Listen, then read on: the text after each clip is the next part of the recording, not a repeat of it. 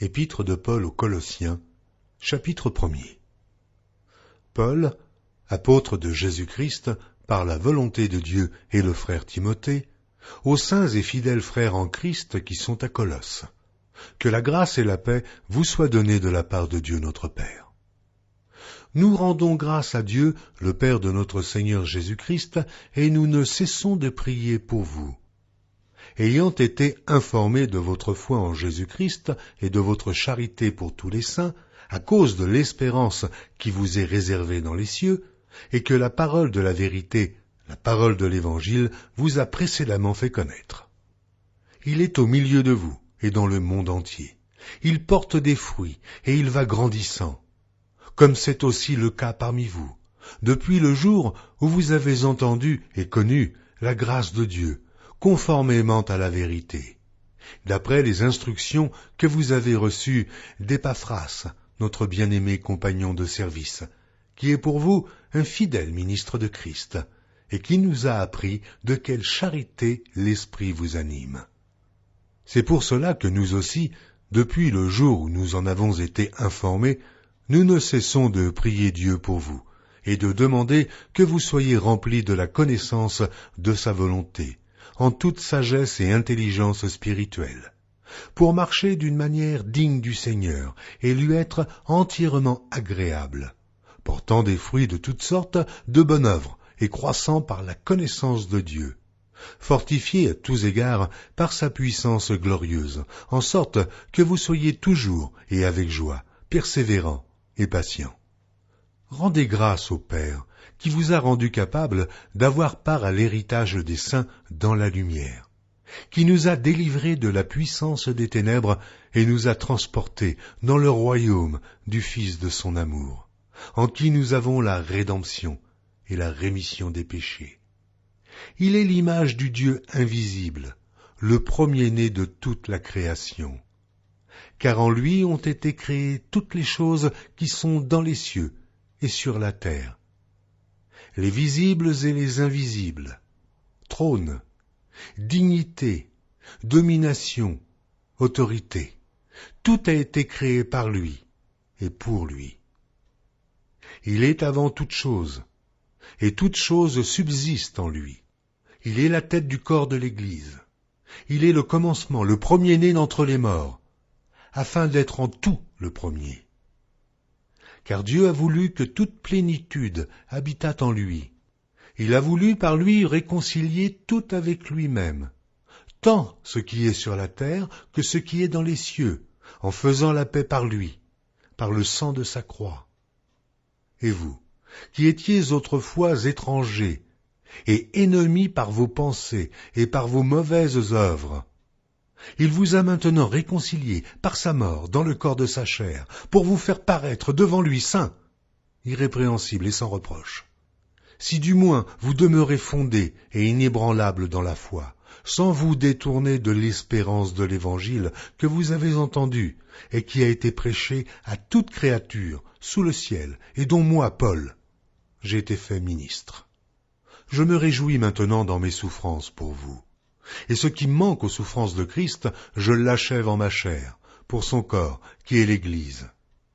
C'est d'elle que j'ai été fait ministre, selon la charge que Dieu m'a donnée auprès de vous, afin que j'annonçasse pleinement la parole de Dieu, le mystère caché de tout temps et dans tous les âges, mais révélé maintenant à ses saints, à qui Dieu a voulu faire connaître quelle est la glorieuse richesse de ce mystère parmi les païens, savoir Christ en vous, l'espérance de la gloire.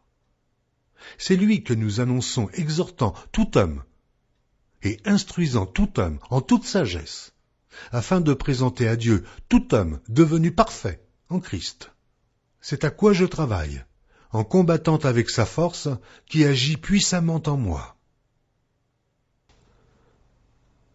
Épître de Paul aux Colossiens, chapitre 2. Je veux, en effet, que vous sachiez combien est grand le combat que je soutiens pour vous, et pour ceux qui sont à Laodicée, et pour tous ceux qui n'ont pas vu mon visage en la chair, afin qu'ils aient le cœur rempli de consolation, qu'ils soient unis dans la charité et enrichis d'une pleine intelligence, pour connaître le mystère de Dieu, savoir Christ. Mystère dans lequel sont cachés tous les trésors de la sagesse et de la science. Je dis cela afin que personne ne vous trompe par des discours séduisants. Car si je suis absent de corps, je suis avec vous en esprit, voyant avec joie le bon ordre qui règne parmi vous, et la fermeté de votre foi en Christ. Ainsi donc, comme vous avez reçu le Seigneur Jésus-Christ, marchez en lui, étant enracinés et fondés en lui et affermis par la foi, d'après les instructions qui vous ont été données, et abondez en actions de grâce. Prenez garde que personne ne fasse de vous sa proie par la philosophie et par une vaine tromperie, s'appuyant sur la tradition des hommes, sur les rudiments du monde, et non sur Christ.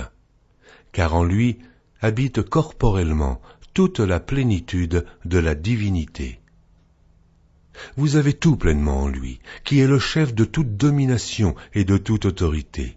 C'est en lui que vous avez été circoncis, d'une circoncision que la main n'a pas faite, mais de la circoncision de Christ, qui consiste dans le dépouillement du corps de la chair, ayant été enseveli avec lui par le baptême. Vous êtes aussi ressuscités en lui et avec lui, par la foi en la puissance de Dieu qui l'a ressuscité des morts. Vous qui étiez morts par vos offenses et par l'incirconcision de votre chair, il vous a rendus à la vie avec lui, en nous faisant grâce pour toutes nos offenses.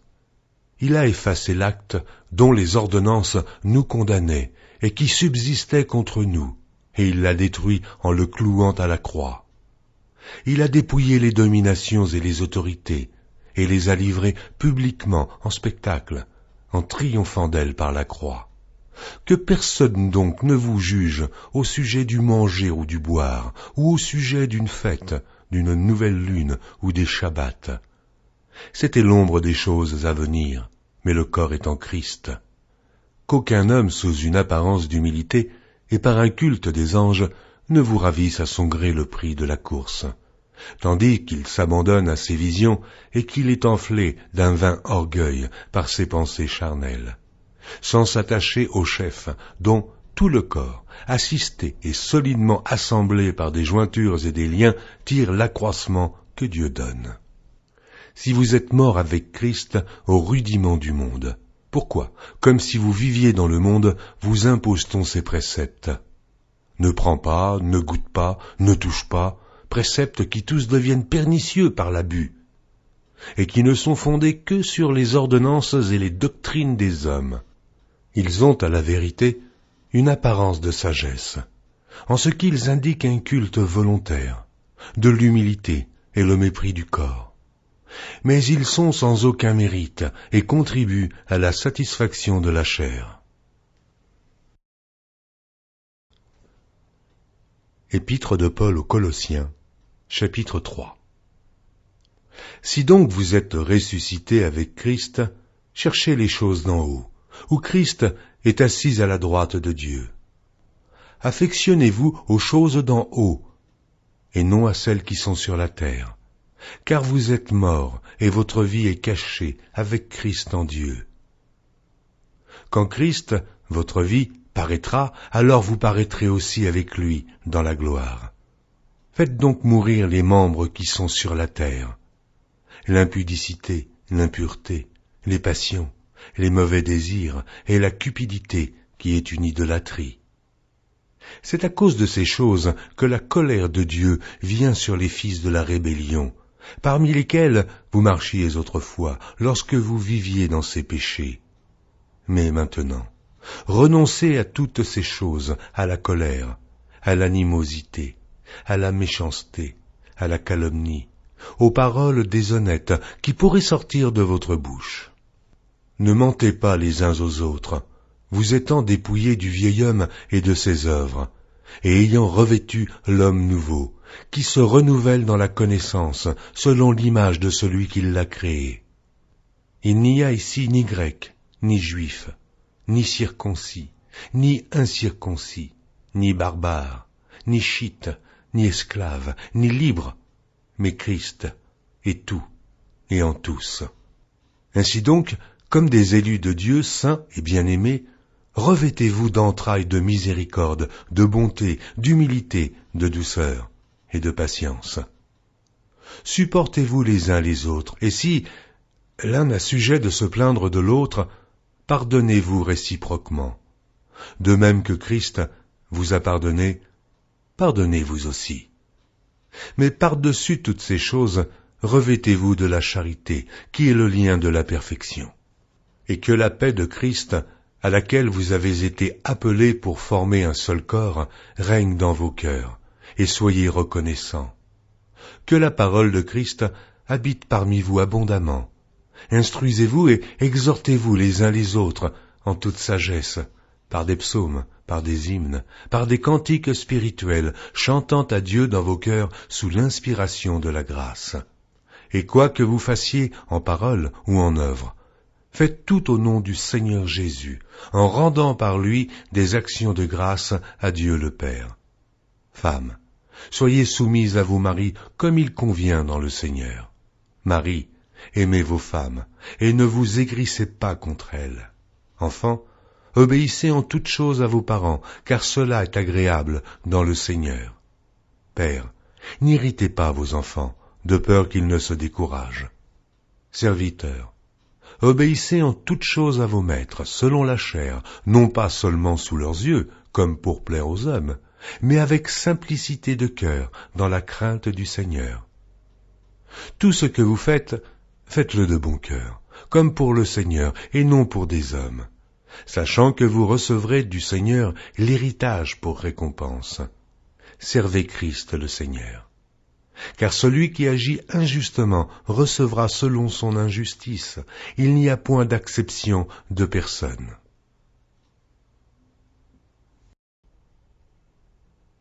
Épître de Paul aux Colossiens, chapitre 4.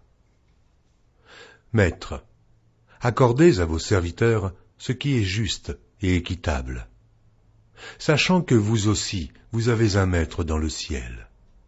Persévérez dans la prière, veillez-y avec action de grâce.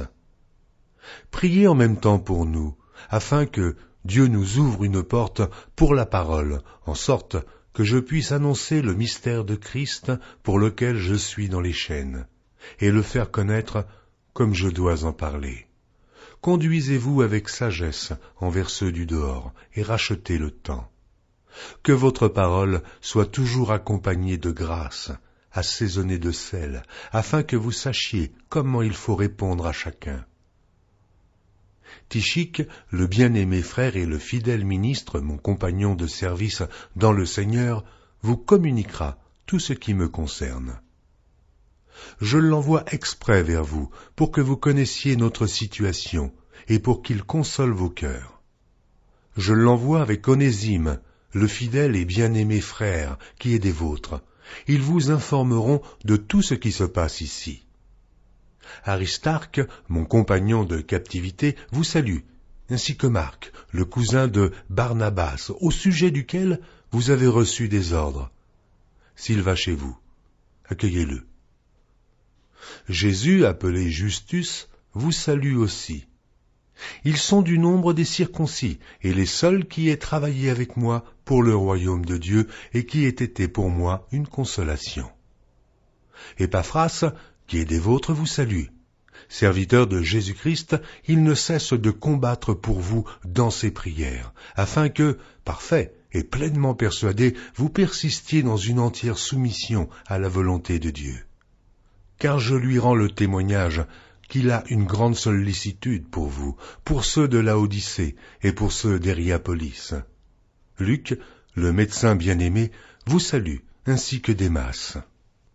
Saluez les frères qui sont à Laodicée, et Nymphas, et l'Église qui est dans sa maison. Lorsque cette lettre aura été lue chez vous, faites en sorte qu'elle soit aussi lue dans l'Église des Laodiciens, et que vous lisiez à votre tour celle qui vous arrivera de Laodicée. Et dites à Archippe, prends garde au ministère que tu as reçu dans le Seigneur, afin de le bien remplir. Je vous salue, moi, Paul, de ma propre main. Souvenez-vous de mes liens, et que la grâce soit avec vous.